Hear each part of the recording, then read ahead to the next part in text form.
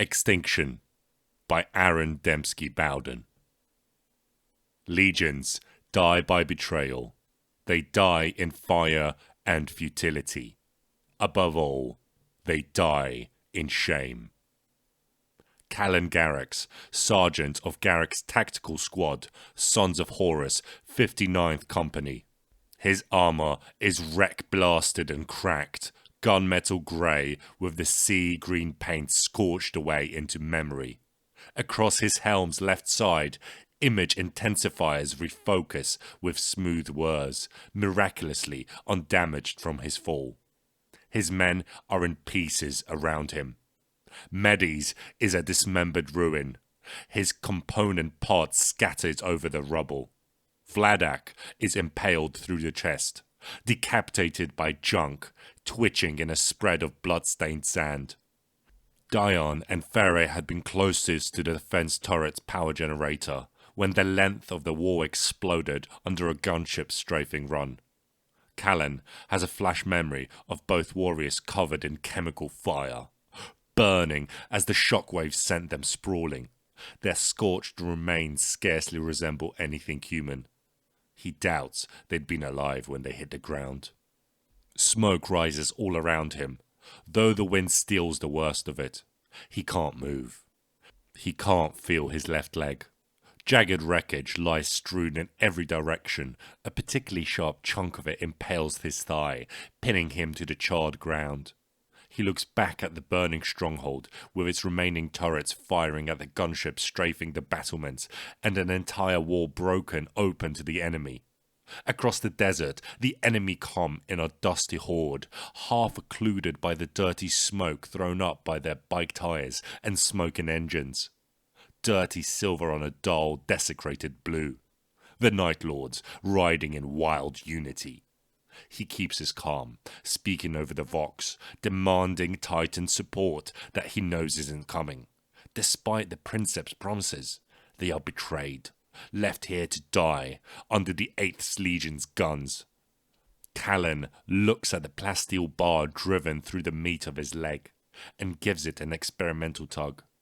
Even with the pain nullifiers flooding his bloodstream, the grind of metal against bone peels his pale lips back from his teeth in a snarl. "Ta koruga keres," he calls out in Catonic. "Ta koruga keres." A howl sounds closer, mechanical and full-throated, jump jets whining to a close. "Velisha Shar Sheikh Marasar Ma," asks a vox voice in a language he doesn't speak. He knows the sound of Nostraman, tongue of the sunless world, but speaks none of it himself. A shadow eclipses the world's poisoned sky. It isn't one of his brothers. It doesn't offer a hand to help him rise. Instead, it aims a bolter down at his face. Callan stares into the gun barrel, dark as the nothingness between worlds. His eyes flick left, where his own bolter lies in the rubble, out of reach. With his leg impaled, it might as well be half a world away. He unlocks his helm seals and pulls it free, feeling the desert wind on his bleeding face. He wants his killer to see him smiling. Sovan Kairal, Tech Marine, bound to the Sons of Horus, 101st Company. The bridge burns around him, shrouding his vision with greasy smoke. The ventilators have no hope of scrubbing into something breathable. To compensate, his eye lenses cycle through filters. Thermal sight reveals nothing but smears of migraine heat. Motion sensing tracks the crew staggering and suffocating on the deck and slouched in their seats. The ship dying around him is the Hevelius, a destroyer of some renown in the Sons of Horus fleet. Like so many of the Legion's ships, she was at Terra when the throne world burned. The last sight Kairal had of the Auspex display showed the flickering ruins of the Death Guard fleet closing into killing range, herding the outnumbered and outgunned Sons of Horus vessels into showing their bellies. The Death Guard meant to finish this up close and personal. They'd get their wish in a matter of moments.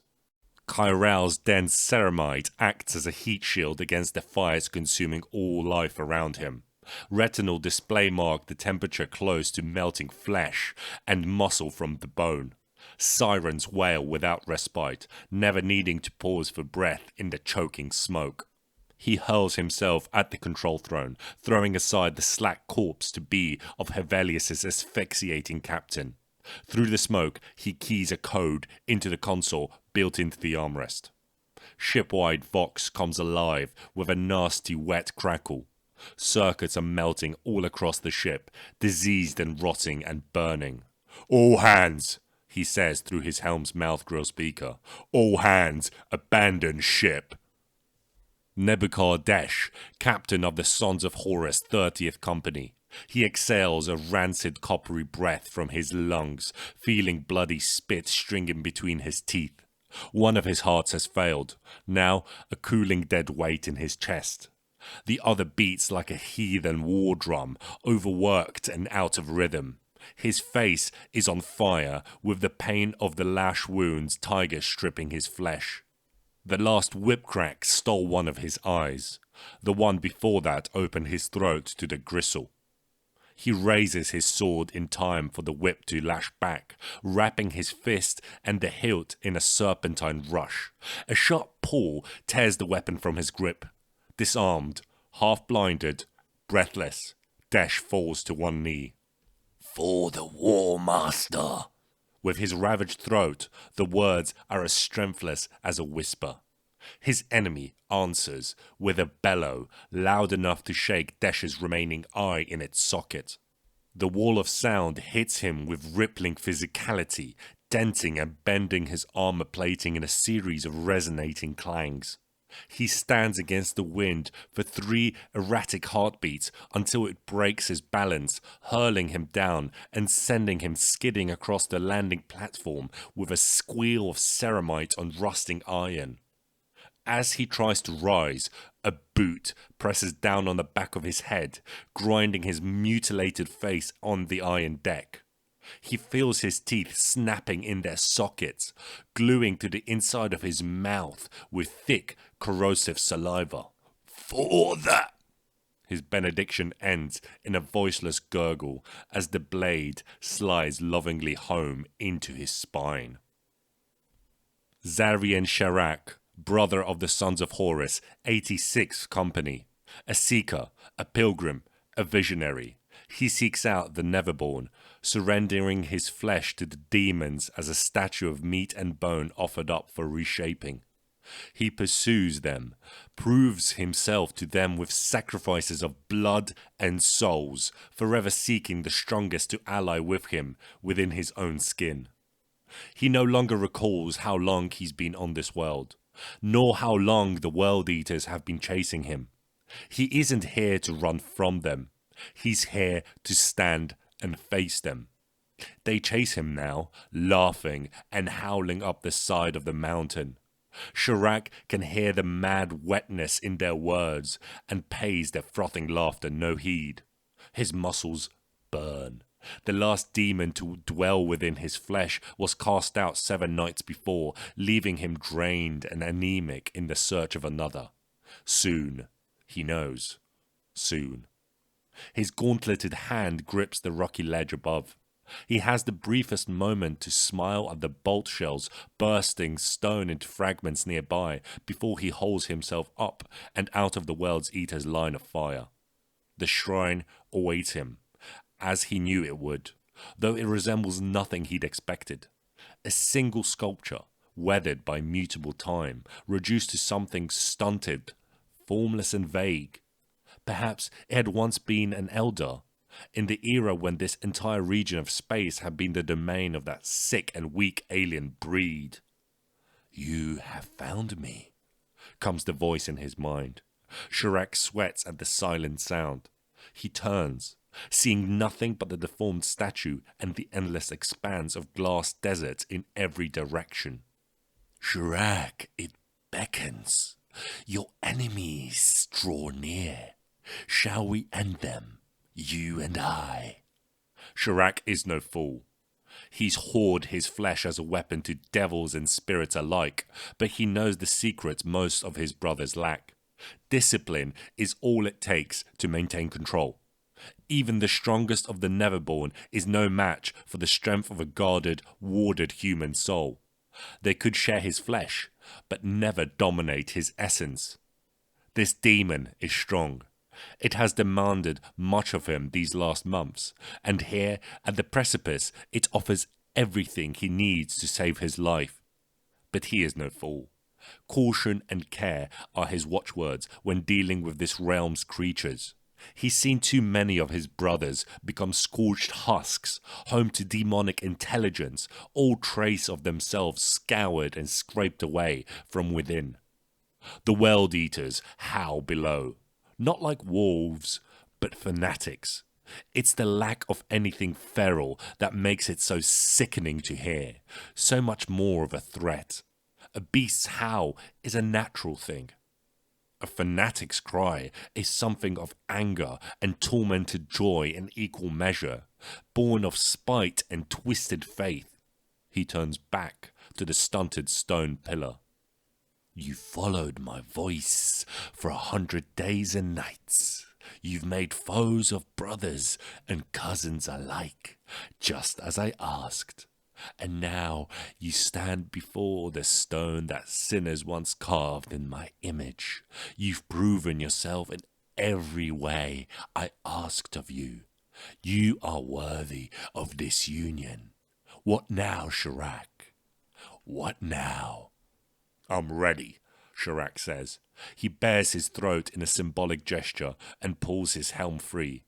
He can hear the rattle and grind of ceramite over rock. The World Eaters are almost upon him. The joining is different each time. Once it was a hammer blow to his sternum, as if the demon wriggled its way through an invisible puncture hole into his body.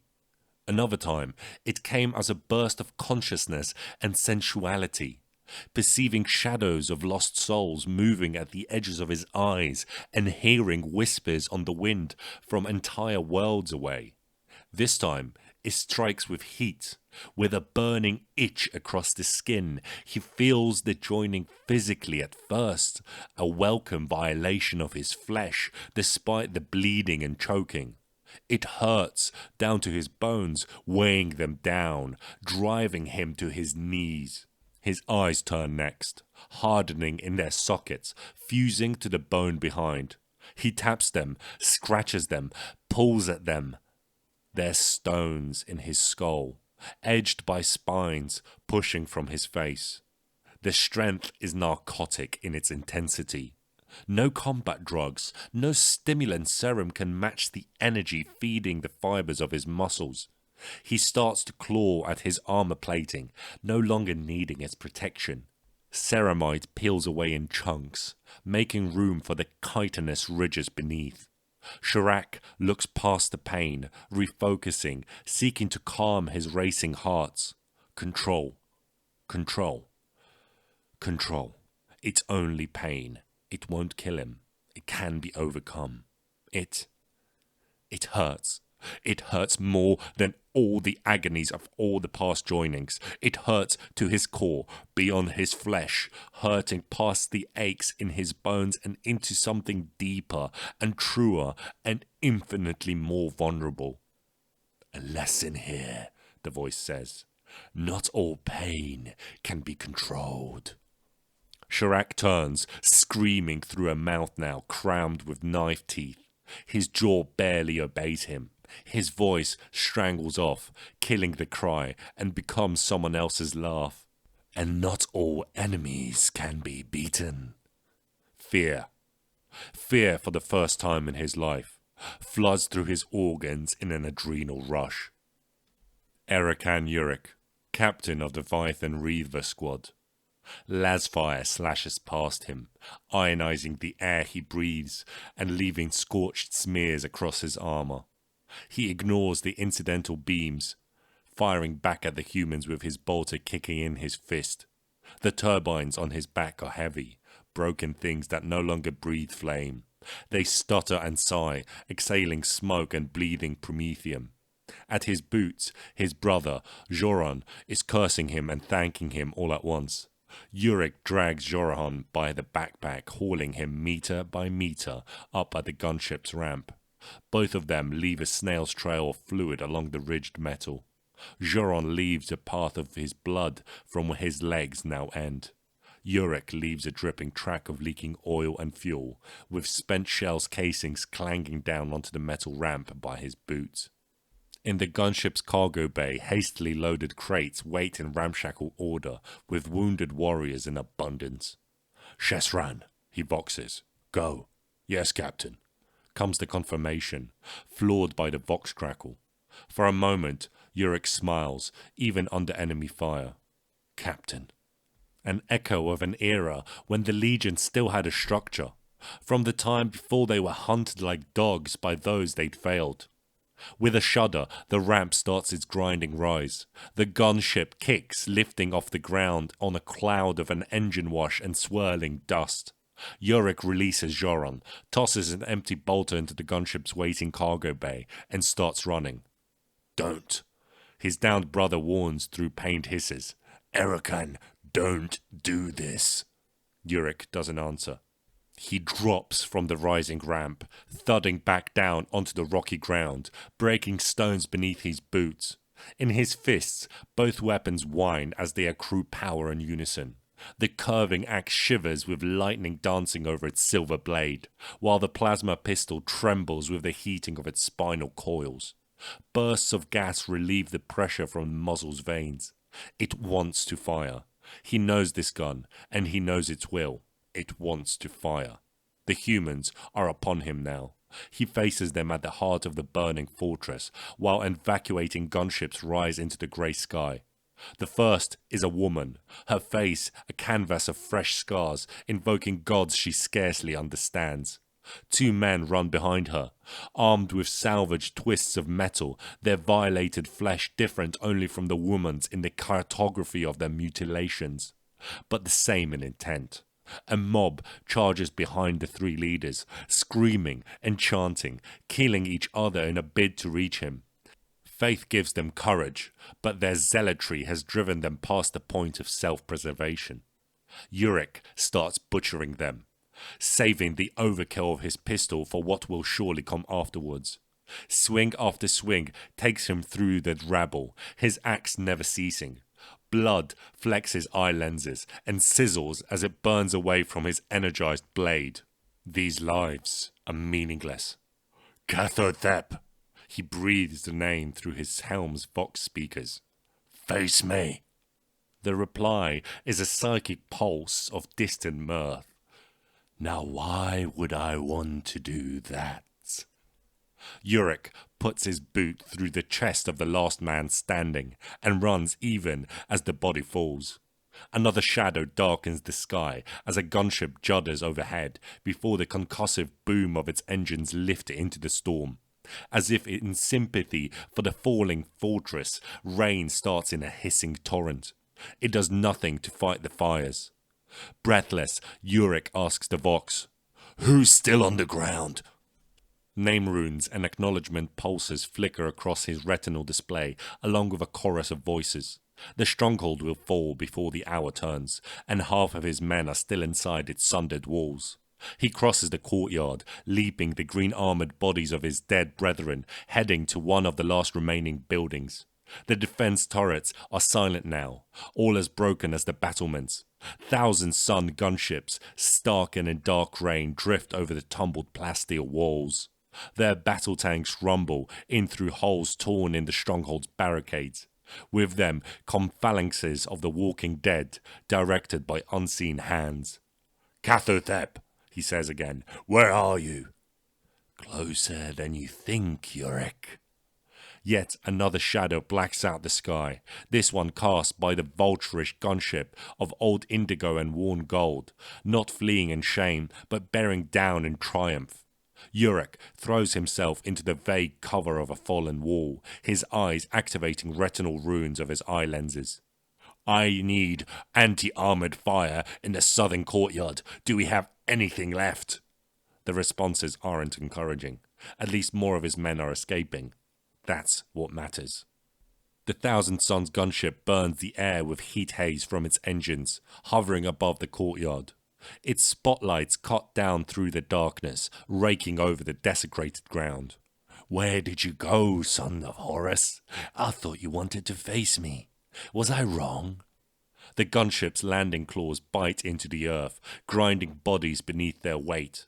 As the engines cycle down, the ramp beneath the cockpit starts to lower, and more opening to breathe warriors into war. Yurik watches the rubrique march forth. His targeting reticule leaps from enemy to enemy, detecting mismatching life signs that suggest everything and conclude nothing. Are these men alive or dead? Both, perhaps, or neither. "Vythan, to me!" 3 runes flash in response. It will do. It's enough. He wills his jump pack to fire, but the turbine's response is a shudder and a shower of sparks. He's grounded and will need to do this the traditional way. Unopposed, 3 seconds is all it will take to close the distance. 4 or 5 if they land more than 1 hit, which is likely. Thayren strikes from above, landing boots first into the phalanx of the walking dead. Dusty ceramite breaks beneath his impact, and 2 automatons in the blue and gold of the Thousand Suns go down to the dirt, falling with no sound of protest. Yurik starts running the moment Thayren lands. For all his flaws, which he considers many and varied, he's no coward. The rubrique bolters bark in his direction the moment he rises into sight. Whatever independence death stole from them, it left them able to aim. Each explosive hit is a horse kick to his body, blasting ceramite shards away and sending him staggering, cursing the loss of flight. Temperature gauges flicker in alarm as his armor starts to burn with blue witchfire. He finishes the first by taking his head, cleaving the stylized warhelm free. Dust bursts from the neck in a thin cloud, with the smell of tombs best left untouched. With the breath of dust comes a faint, relieved sigh. Yurik doesn't see the headless body fall. He's already moved on, axe leading the way. Thayren duels 2 of the enemy, easily weaving aside from their heavy, precise swings. Yurik is almost at his brother's side when protesting engines herald the arrival of Raksik and Naradar. Both hit the ground amidst the Thousand Suns formation, chain blades revving, bolt pistols crashing. Yurik staggers again, down on one knee. His axe falls from his grip. The witchfire washes over his armor, refusing to burn out, digesting the ceramite and eating into the softer joints. "Joran!" calls one of the other reavers. Even though the pain biting at his joints, Yurik tries to tell them it's futile. The apothecary is already gone, evacuated on their way to the monument. He tastes the acid of his own spit on his tongue, and hears the sorcerer's voice in his mind. "This is how a legion dies." The warship sits silent in space, her reactor cold, her engines dead. Battlements line her spine in a protrusion of castles and spires, with thousands of powerless gun turrets aimed up into the void. She drifts alone at the heart of an asteroid field, suffering occasional impacts against her scarred armor, each slow crashing adding to the asymmetry of her scars. She once carved her name through the galaxy at the vanguard of humanity's empire, a bloodthirsty herald of eminent domain. She once hung in the skies of Terra, laying waste to mankind's cradle. Now she lies still, abandoned in hell, hidden from those who covet her. Her spirit is a tight, tiny essence in her inactive core, the only iota of sentience and life within the immense hulk. This soul, as true as any human life, despite its artificial genesis, slumbers in the infinite cold. She waits to be reawakened, but holds no hope it will ever happen. Her sons fled her decks, leaving her here to grow frigid and silver with ice crystals, so far from the light of the closest sun that the star is nothing but a pinprick in the night. She dreams a warrior's dream, of fire, of pain, of blood soaking across steel while great guns roar. She dreamt of the many that once lived within her, and the warmth they took when they left. She dreams of the times she broadcast her name to lesser vessels, shrieking vengeful spirit as she crippled and killed her enemies. She dreams of the last words spoken in her presence, ordered in the low growl of the one who'd come to command her. She knew him, as she knew all of the many. He'd stood before her machine spirit hardcore, a massive, clawed hand against the glass of her brain. Her mind filled the cavernous chamber, shielded and armored in dense metal. Liquids bubbled, engines groaned, pistons clanked, the sound of her thoughts. "Abaddon," she said to him, "we can still hunt. We can still kill. You need me." He couldn't hear her. He wasn't linked, so he could neither hear nor respond. She knew that he'd been intentional. He was deafening himself to her to make the abandonment easier. He'd spoken the final 3 words then. The last words she'd hear with the clarity of consciousness. Shut her down. Abaddon. Ezekiel the brotherless, a pilgrim in hell, he stands at the edge of a cliff that reaches impossibly high into the sky, the color of madness and migraines, and he looks down at the armies warring below. Ants, insects, a crusade of souls the size of sand grains, half lost in the dust churned up from the hammering of so many thousands of boots and tank treads. His armor is a patchwork panoply of scavenged ceramite, repaired countless times after countless battles. The armor he wore in the rebellion is long since abandoned, left to rot aboard the warship he exiled into the ether. His weapons from that war are likewise gone. His sword broken in some nameless skirmish years ago, and the claw he stole from his father left at the Legion's last fortress, the bastion known to the sons of Horus as Monument. He wondered if they still left the weapon on display with the War Master's stasis-locked remains, or if they'd given in to their feathered hungers and sought over the right to be its bearer.